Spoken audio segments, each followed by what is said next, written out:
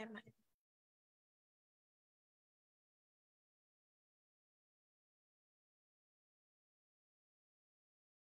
good morning, everyone. I'm Emma, and I'm a physical therapy, and I have 10 years of a clinical experience.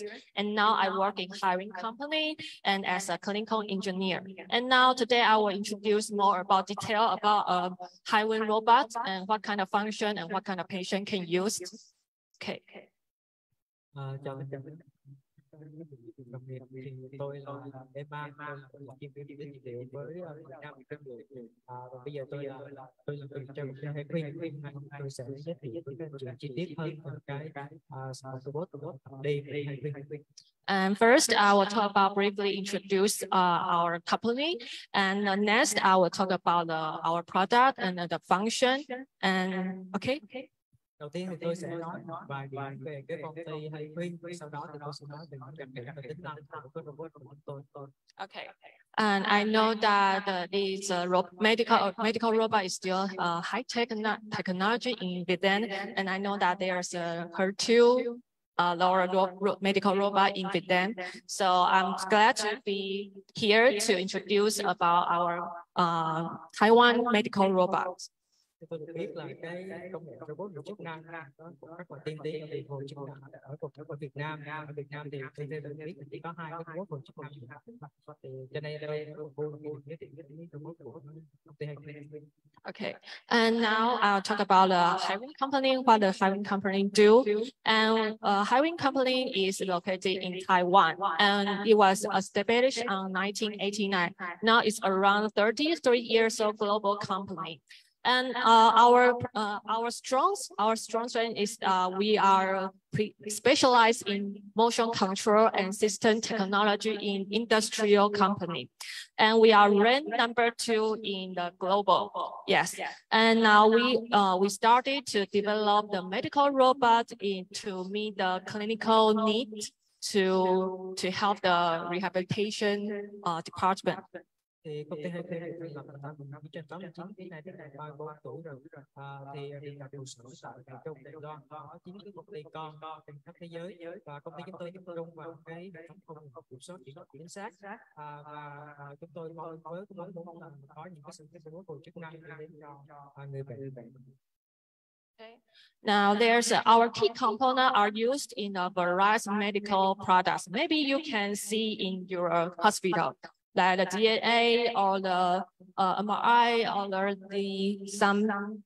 some examination device, and especially this one is Hokoma, is a well famous robotic company, and in this company it use our product as well in the motion control system.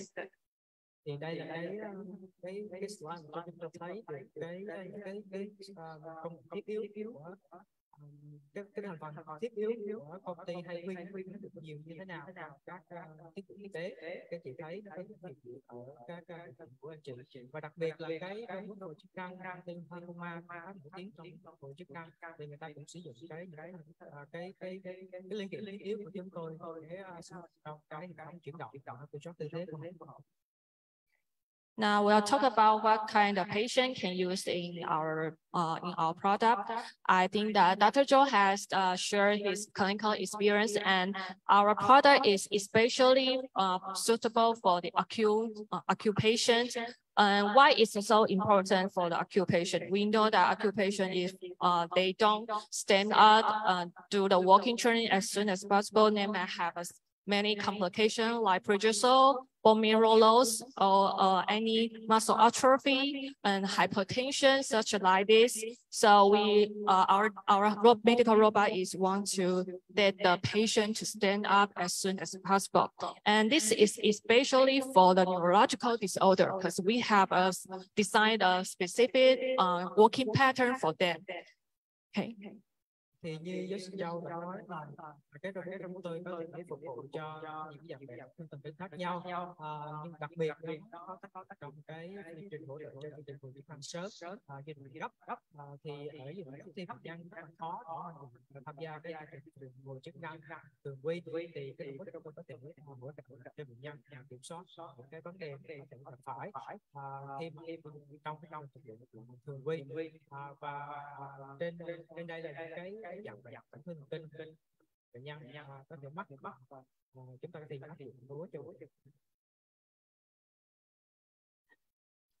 Now, in conventional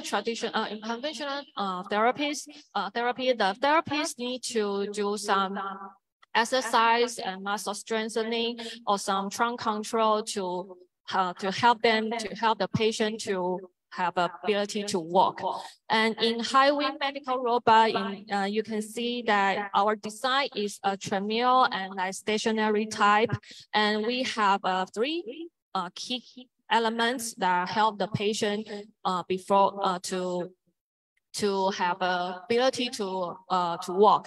The three key components is that the patient, if they want to walk, they should have a bearing their body weight first, and then they have to have a repeated stepping movement to memorize how to walk again. And third, if they want to walk, they should have a balance control in avoid to fall. Yes, so this is a very key element before walking. Tập luyện cùng chức năng sớm thì chúng ta giúp cho bệnh nhân tập đi, kiểm soát tư thế, thì đó là trong đó thứ thì bệnh nhân cũng phải cầm cái yếu tố cho bệnh nhân phải chịu tập trên cái đôi chân của họ, và họ phải có những cái bước đi lặp đi kiểm soát tư thế tốt, thì sau đó họ có thể tự bước đi được. Thì cái robot trong hai khuyên chúng ta giúp cho bệnh nhân cái chủ chốt có bước đi. And here's our demonstration of how to use our product and how the acute patient can use. We have some external support to help them to stand on our device. Okay. And the therapies. Bây giờ tôi sẽ cho ông thấy làm sao có thể thiết lập cái chương trình tập luyện đối với bệnh nhân. And we have a power ride system, so the patient couldn't walk, still can use this and to stand up. Cái hệ thống robot này có một cái hệ thống năng động để giúp cho người bệnh có thể đứng dậy. Yes, and we have a support system that our abdominal and our pelvic and our knee are well supported, so it's safe to stand up without any occurrence of falling. Có cái hệ thống hỗ trợ 3 điểm tại vùng khung chậu gối thì nó giúp cho bệnh nhân đứng lên một cách an toàn và chịu tập được. Okay, and you can see that when a patient stands on our device, the upper trunk is exposed. So during training, they can do some exercise to train the trunk control and to make the patient can have a erect position. Các anh chị có thể thấy là trong quá trình huấn luyện thì cái phần trên của bệnh nhân bị tự do, như vậy có thể là kiểm soát tập luyện cái thân trên trong thế đứng. And later, I will show some clinical cases to you to see the effect after the robotic gait training. Tôi sẽ cho các anh chị thấy một số cái tình huống lâm sàng cho thấy cái hiệu quả của. Okay, and then now we'll show some traditional training. I think that is familiar for the doctors, that in the spinal cord injury, it's very hard for therapists to train because they had a diplegia, so it's very hard to control both of the legs on the trunk. So basically, it used 2 or more physical therapies to control their legs or trunk. And when they want to train to walk, they have used another different facilities and still have a lot of people to help them. Like in this video, you can see this is a traditional way to train spinal cord injury patient. trong một chương trình phục chức năng thường quy thì nếu bệnh nhân ví dụ như bệnh nhân tổn thương tủy sống thì các anh chị thấy rất vất vả và yêu cầu tới ít nhất là 3 chuyên viên để trị liệu để có thể giúp bệnh nhân bước đi rất là có công sức, cho nên là. And now we can see on the right video is a spinal cord injury as well. And the patient is classified, is a diagnosis, is a TA label, and is completely type. So it's basically the physical therapy is very hard to let him to walk, to stand up. And you can see in this video, the patient can stand safely and easily, and the physical therapy can stand behind him and control his shoulder or pelvic to do the weightlifting exercise, and ask the patient to raise his hand and to challenge his trunk control ability. T8. Thì cái bệnh nhân này là bệnh nhân phẫu thuật tủy sống ở cái T8. Thì các chị thấy là khi mà bệnh nhân được tập luyện với robot thì cần cái người PT đứng bên cạnh bệnh nhân thì có thể họ giảm được cái thời gian công sức, cũng như là tăng cái hiệu suất làm việc của cái dáng đi là hỗ trợ cho cái người PT cả bệnh nhân và PT.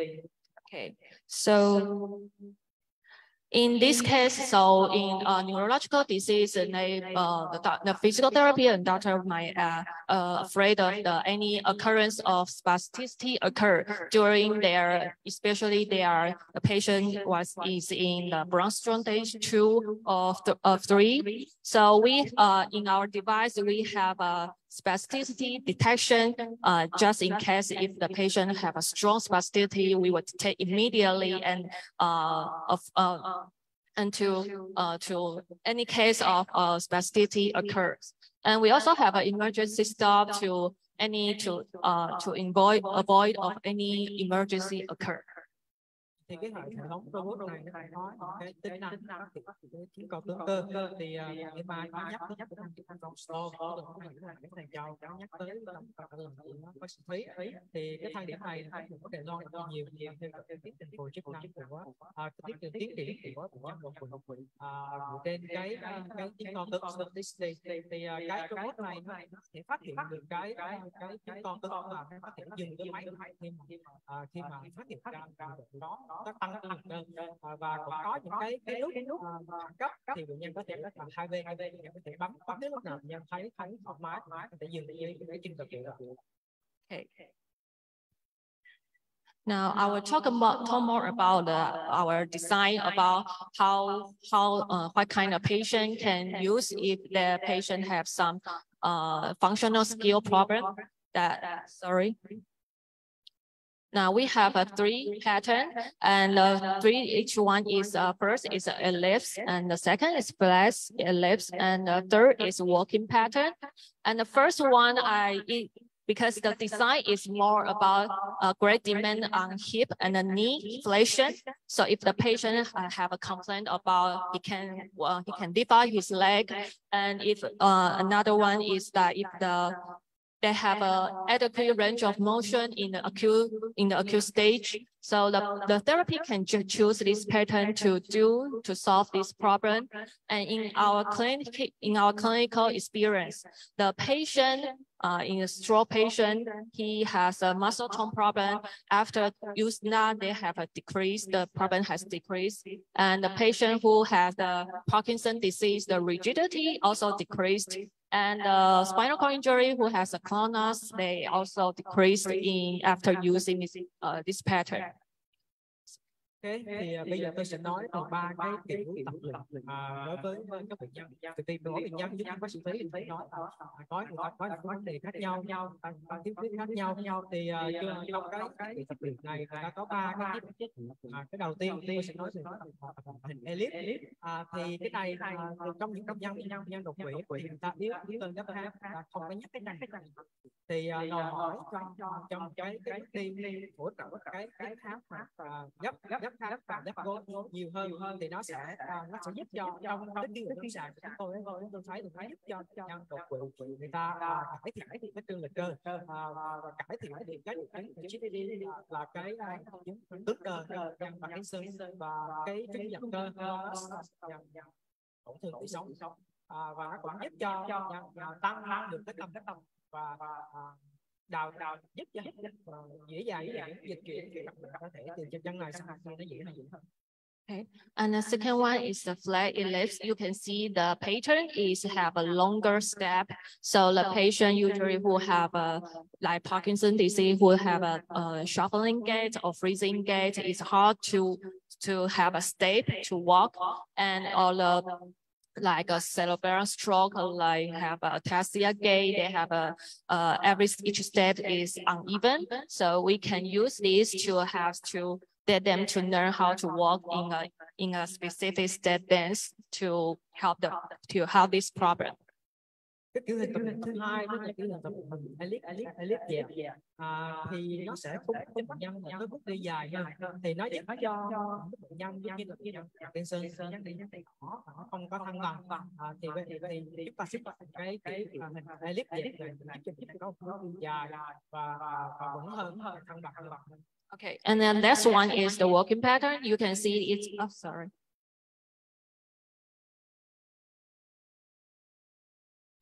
Okay. And the design is look like a water drop because when we walk, it's a pattern. It's look like this. So it is. We designed this for the stroke patient, for those chronic stroke patient who want to have a normal pattern at the end of the training. So the therapy can use this to improve their quality of their pattern. Cái kiểu hình thứ ba, kiểu hình tập gần với những cái bình thường nó có thể áp dụng cho bệnh nhân tính thì bây giờ mình muốn cho người ta trở về cái dạng đi bình thường, một cái chu kỳ bước đi giống như bình thường thì chúng ta sẽ chọn cái kiểu hình thứ ba. Now here's a common clinical problem that we can how to use it. The most common problem is the conduction gait. I know that every lots of patients have this compensatory pattern. So in this video, you can see that the patient usually walk turn out and is have an adequate hip flexion. So in this case, the therapy can use the ellipse so to have more hip flexion to treat this problem. Thì cái kiểu một cái tình huống lâm sàng thì đó là cái dáng đi góc vòng của bệnh nhân quỵ thì quý vị có thể là bệnh nhân đi thì người ta yếu cái cơ gặp gối thì người ta có cái cử động trừ người ta quét cái chân gọi cái góc vòng như vậy thì chúng ta sẽ dùng cái kiểu hình tập luyện hình elip để cho tăng tập và gấp gối thắng giúp cho. And the second is a stroke patient is usually common to see in push-up syndrome. The push-up syndrome, the problem is that this patient will lean to the affected side. If the therapist wants to correct the trunk, they will against the force. So even they will lean to the affected side, and it is a great chance of falling. So it's not work for therapists to correct readily. And in this situation, we can use the medical robot and ask the patient to watch the mirror to correct the trunk by themselves, so they can lean to the sound side safely and to sound side on his own. Thì cái tình huống thứ hai thường gặp trên lâm sàng thì người ta có thể có cái hội chứng sơ, tức là người bệnh sẽ nghiêng hẳn bên người ta bị tổn thương về tổn thương về thân thể, không phải là tổn thương người ta nghiêng bên đó khó cho viên người ta có thể là khi mà người ta tập thì người ta cố gắng đẩy bệnh nhân về phía bên kia để cho bệnh nhân có thể cân bằng hơn, nhưng mà nếu mà khó thì cái nguy cơ đấy rất là cao. Thì trong cái đối với trường hợp này chúng ta cũng chọn cái kiểu elip thì các chị thấy là cái robot thì bệnh nhân có thể đứng cái thân trên nó tự do và người bệnh có thể nhìn vào gương để tự điều chỉnh cái thân trên cho. And the next one is show clinical case, the Parkinson's disease. In this grandma, you can see that she has a problem about how walking. She have a severe shuffling gait and freezing gait, and so you can, in this case, we can use the flat. We can use the flat ellipse pattern, walking pattern, to let her to learn how to step a longer step training the how to the step training. Tình huống lâm sàng thứ ba đó là cái bệnh nhân bị Parkinson, nhân nữ lớn bị Parkinson, thì các anh chị thấy là đen chậm và cái dáng đen để sức lên là cái việc làm như việc là chậm mà không vững nữa, thì mình có thể chọn cái hay lift dẹp để giúp cho mình tăng cái bước chân và And well, I will talk about our soft design in our how to physical therapy to select the suitable, the most suitable training program for the patient. In our software design, we can each patient you can adjust all the parameters, like what kind of pattern you want to choose and how long the step length you want to choose, and the walking speed and the duration and the time depends on how the patient condition. And you can select this and what kind of training goal you want as one training plan. And the total, you can use the 4 training program in one session. Like this, you can the warm up and the training and for strengthening, and the last one is cooling down as a whole training session for the patient. Như tất cả anh chị biết thì mỗi bệnh nhân đến với chúng ta có những cái vấn đề khác nhau thì chúng ta cần phải thiết lập cái chương trình điều trị để cũng phù hợp với từng bệnh nhân. Thì đầu tiên chúng ta sẽ chọn cái mục tiêu điều trị và sau đó chúng ta chọn kiểu hình điều trị 3 cái kiểu hình tôi giới thiệu đó. Thì tôi có thể chúng ta có thể chọn cái chiều dài, cái sải chân, cái bước chân, cái số chân trên và cái thời gian như thế nào, và các phiên tập luyện chúng ta hãy chọn bố phân làm 4 cái phiên bốn phần trong một phiên tập luyện. Đầu tiên chúng ta muốn cài đặt bệnh nhân khởi động, sau đó tập luyện và chúng ta tập tăng cường, cuối cùng chúng ta giúp chân pulling down.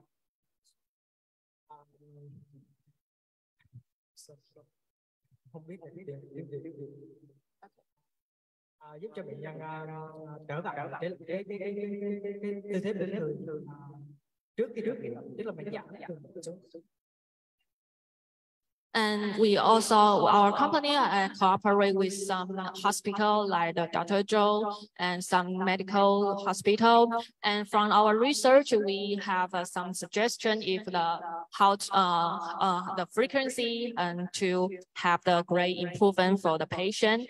And this one you can see if the patient receive medical robot training one time or twice a day, and within about for 30 minutes per time, and for about 20 times, and for the 2 weeks, there's only within 1 month, they can have a great improvement in many aspects that are shown in the above. Okay. Thì giống như trong bài rồi tôi xin nhắc lại là nếu như bệnh nhân mà tập luyện có được cao 20 đến 30 phút mỗi phiên, 15 tới 25 từ khoảng 2 tới 4 tuần thì người ta sẽ được cải thiện trong nhiều cái khía về chức năng khác nhau. Okay, so I want to know, so I like to share why the patient have to do the training as soon as possible. One is the patient might have to work, they have to go back to work. And the other one is I know that in every country there's an insurance issue. So I think the patient have the better recovering faster. I think there's less burden for them to pay more rehabilitation charge. Yes. Thì tôi sẽ tất cả anh chị cũng biết rồi là vì chương trình tập luyện sớm bằng cái bệnh nhân thì rất nhiều bệnh nhân cần phải quay lại cuộc sống bình thường để làm việc, và nếu như mình tập luyện trong cái chương trình tập luyện lâu dài thì nó sẽ có cái rất nhiều nỗi sợ của họ, kể cả cái chi phí bảo hiểm. And now there are some 3 cases I want to share to you. And the first one is around 60-year-old male. And you can see before training, he has a very strong spasticity that he couldn't just place his foot evenly. And we do some adjustment for them to do the training. Before that, because of his legs problem, that therapists usually can then stand to do the walking training, because each step they can place and this is a high risk of any inversion foot, you know.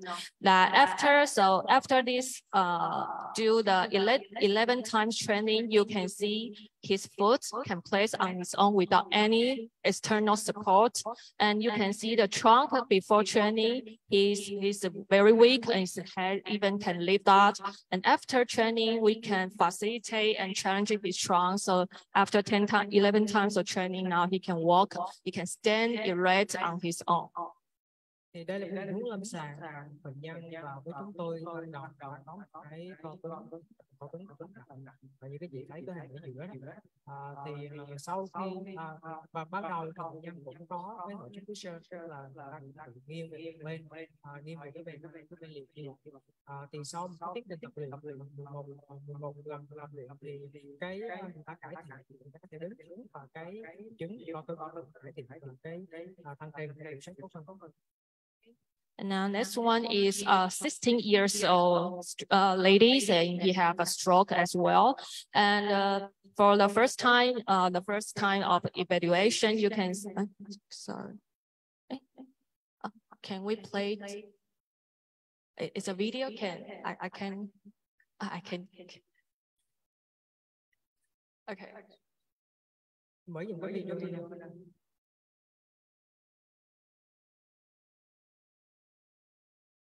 It's a video. It's a video. Cái đầu tiên. Okay. Now you can see the first assessment. You can see the ladies can walk very slow and is unstable. And you can see that after the training, about for 2 weeks and about